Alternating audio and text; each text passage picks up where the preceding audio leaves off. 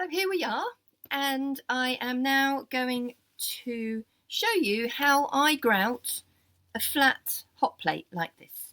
So it's a wooden hot plate. This is 25 centimeters squared on a MDF wooden base, indoors only, and I'm going to grout this using black grout to really make these wonderful colours pop. So I'll walk you through my tools. I've obviously got some disposable nitrile gloves. I've got my black grout. I've got a clean dessert spoon, which is my tool of choice for measuring out the grout powder. So I understand and can estimate better how many spoonfuls of powder I require for certain jobs. I have my flexible mixing container, which is a silicone one, flexible so that you can crack out any grout after it's gone off and gone hard. This is my spatula, which I use to mix.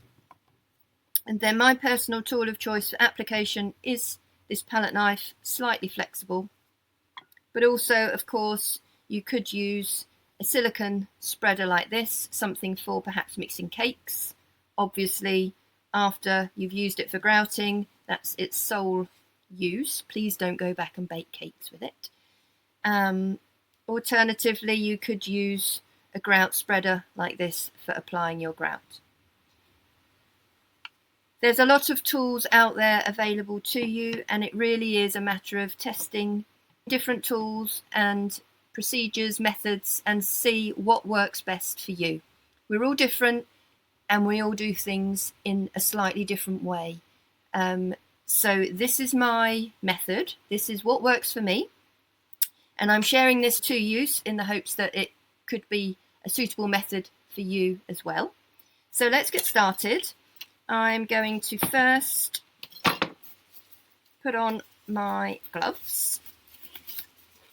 A quick note, if you've never used black grout before, it has a very strong pigment and will stain. So wear an apron, always wear gloves. It will mark your hands and make your beautiful nails black. Protect your work area. I'm obviously on a work desk here. It doesn't need protecting, but should you be doing grouting somewhere else, please do protect your workstation, either with a towel or some newspaper or something like that, because it will get dirty. I'm going to move those tools out of the way. They won't be tools of my choice today. Now for this 25 by 25, as I say, I use a dessert spoon, and I will be mixing up 3.5 spoons of grout. So that's one, it's a heaped spoon. 2, 3.5. Now, it's near on impossible to calculate exactly how much grout you are going to need, because every project's different. There's different heights between tiles that require more grout. Everyone works in a different way, so the spaces between tiles are going to be different sizes, different depths, and so it's impossible to actually do a calculation. That's why, through experience, I use the same tool to measure the amount of grout, and I then roughly know how many spoonfuls of grout I should need for the project in front of me. So I've added the powder to my mixing container. Always add powder first. And then I have water in an old washing up bottle. And this is really useful because it allows you to decant a small amount of water at a time. And I can't tell you how important that is. Little at a time, because once you've added too much water, you then need to add more powder to thicken it up, which, as you can imagine, you then start the chicken and the egg thing, where you then add water, add powder, add water, add powder, and you end up with just way too much grout. So, water little at a time, keep going and mixing well. You obviously want to get right down into the bottom. Now it looks like you haven't got enough grout. You will think, goodness me, that's not enough to do that. but you'll be surprised. A little goes a long way. So I'm still mixing. I'm mixing right down to the bottom. I'm mixing very well. This is all real time. I'm not speeding anything up, slowing anything down. So you can see exactly how much effort I'm putting into the mix. I'm mixing quite hard, fast. And you're looking for a consistency like peanut butter. You don't want anything too wet. You want it really to be very firm and to hold its form, because it's got to squeeze into all the gaps that you've created. So that is a very good consistency. It doesn't fall off. I have to really encourage it off the spatula there. That is a good consistency. That is mixed and ready to go. And once you've mixed it, we now leave it for 5 minutes for a process called slaking.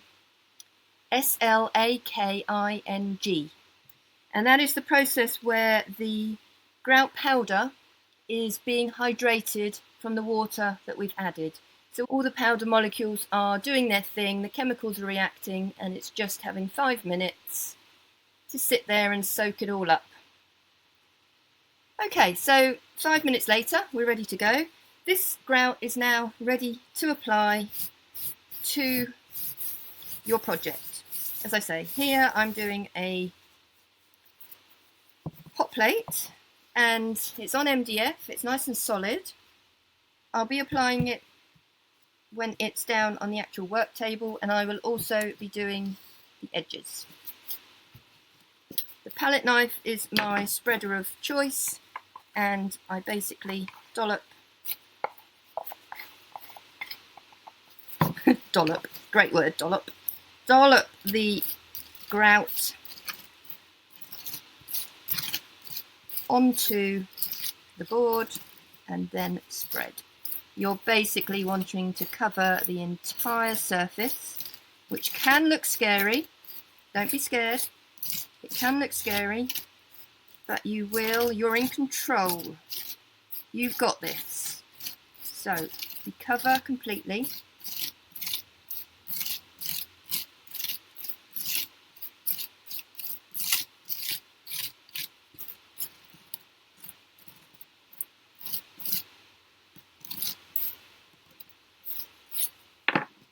I'll bring this tool in to show you. This is the grout spreader that you might use for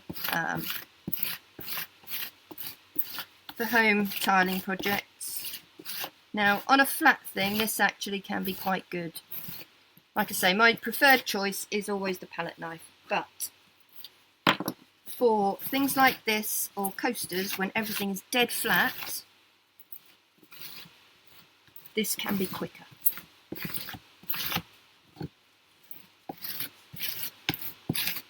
So I'm pushing quite firmly so the grout gets into all the holes, and I'm applying from all different directions.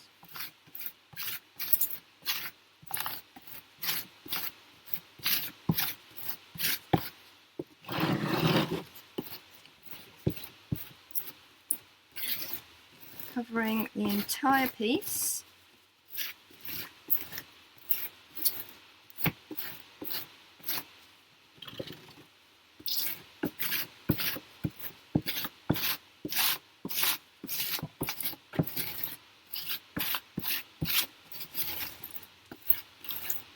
Right, now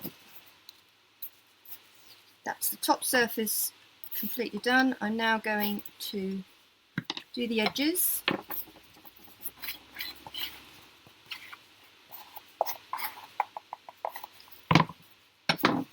And I'm using back to the palette knife for the edges because it's, for me, the best way. And I pick the board up and I apply it directly to the edges.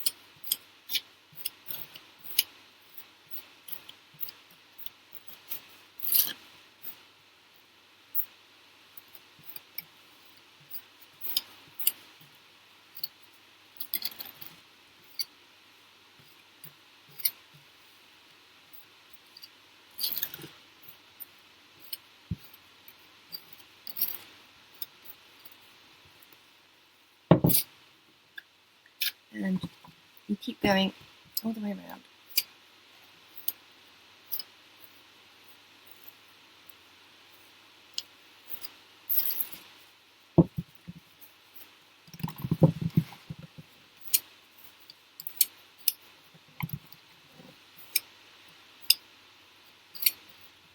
Now, I've been told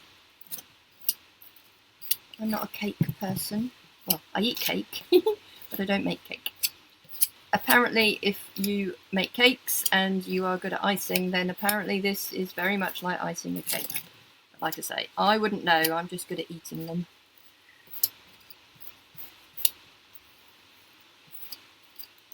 So, another thing to add when you are grouting, you have to work quickly when you're grouting. There isn't a lot of work time.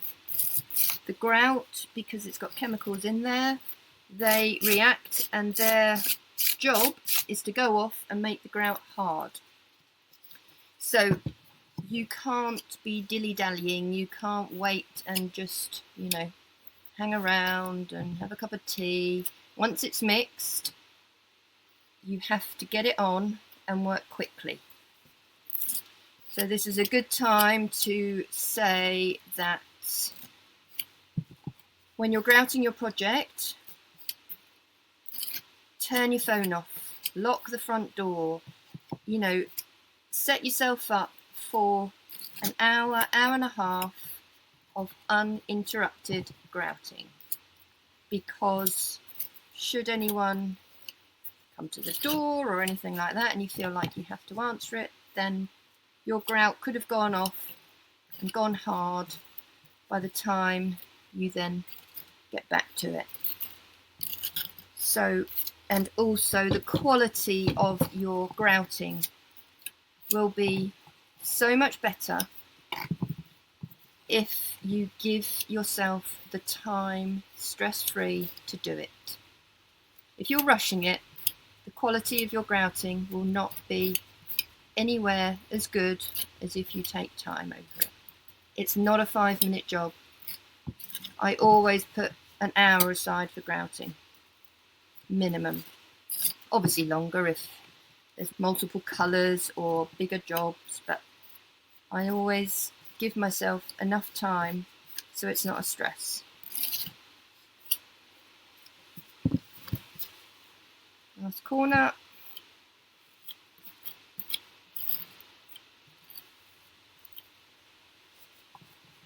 Okay, that is the edges done. That's the surface done.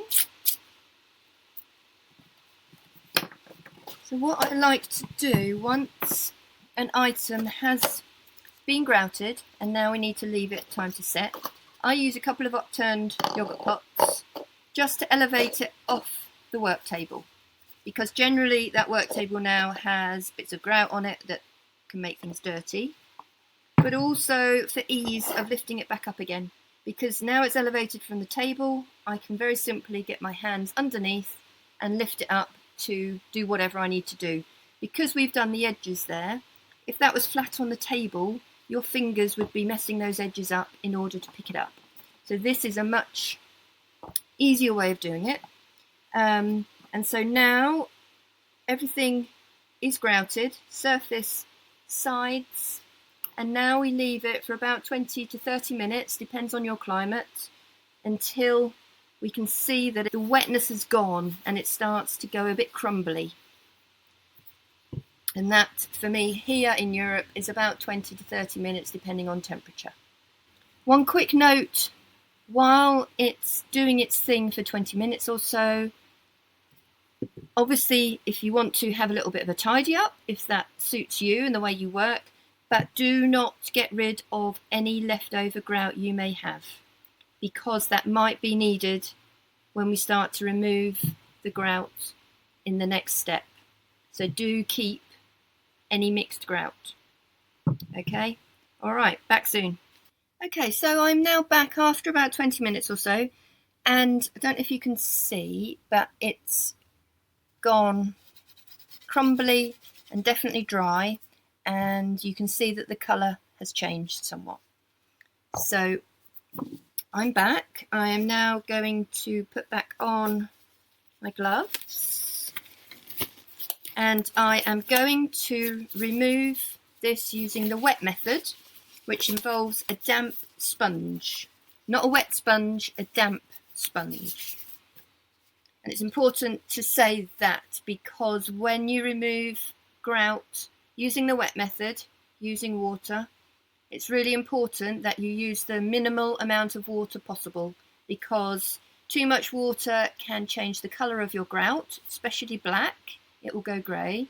And also too much water, and especially compounded if you've used grout that is a little too wet, too much water will pull out from those gaps your grout. So it's really important to say minimal amount of water. So I have a small piece of sponge here. I prefer to work with small pieces instead of a big huge sponge. I cut a piece off and I make it first wet, and now I'm wringing this sponge out really, really hard so that no water is left. Can't squeeze any more out. Okay, and then I start removing the grout. So I work generally in the same, work in one direction, so generally move the sponge in one direction at any one time. You don't want to scrub like that. That won't give you a very nice finish at all. One direction and keep going. I'm applying quite a lot of force and being quite firm as I push down to remove this grout. When you have a dirty side of the sponge, you then turn to a clean side and you keep going. And you work methodically over the piece. Keep turning the sponge.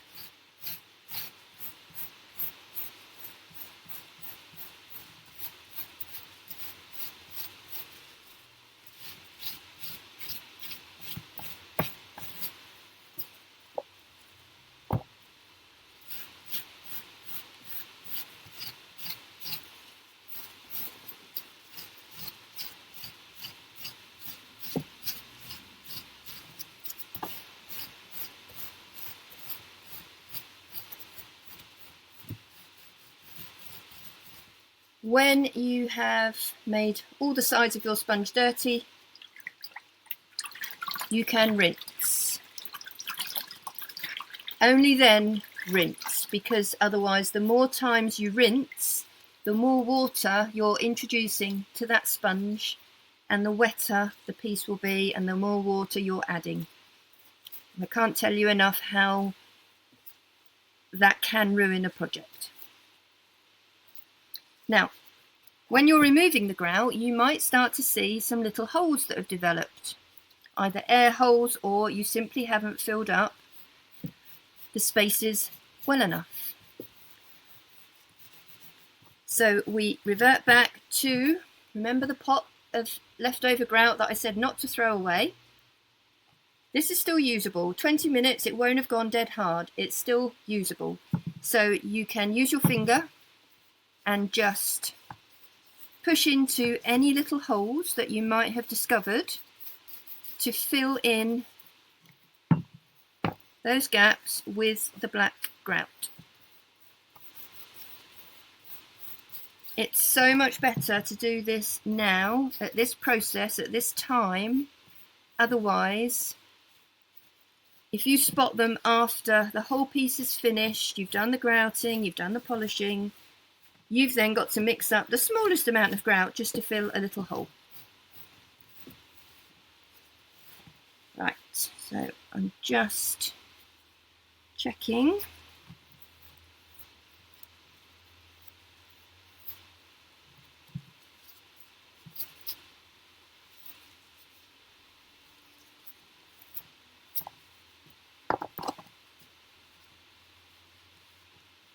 So you want to remove all the excess grout, but you don't want to keep going until the tiles are clean.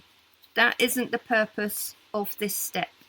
The purpose of this step is to remove the excess sitting on top of the tiles. I'm happy with that right now. So the surface is good. I'm just going to rub or pass the sponge, the damp sponge, along the edges just to make sure that they are nice and smooth.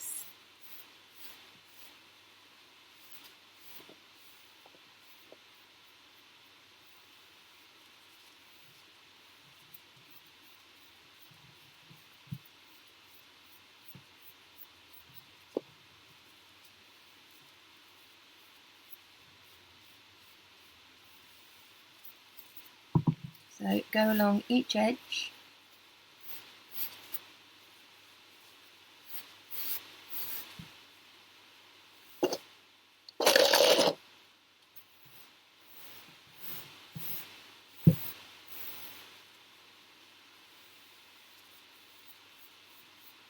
And again, if you see any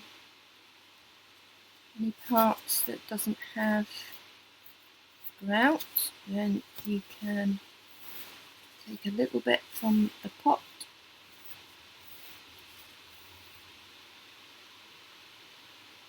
you're after a nice smooth edge and work around each edge.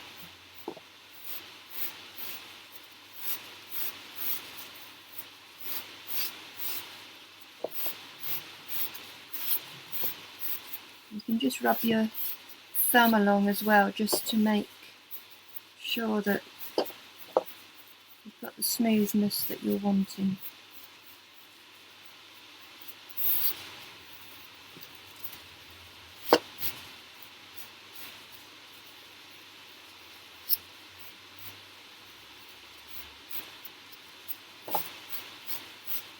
You'll notice I haven't rinsed the sponge again. I'm just turning it and using different sides, because you certainly don't want to introduce any more water at this stage.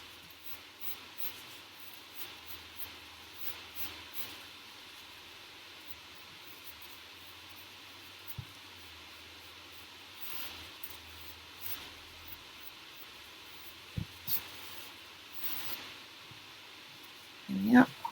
Okay, I'm happy with that. The edges are done.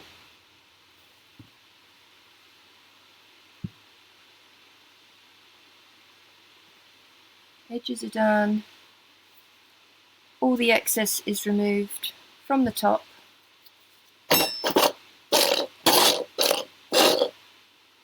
So I will now leave that for about an hour, and then I'll come back and use a dry cloth to buff it up.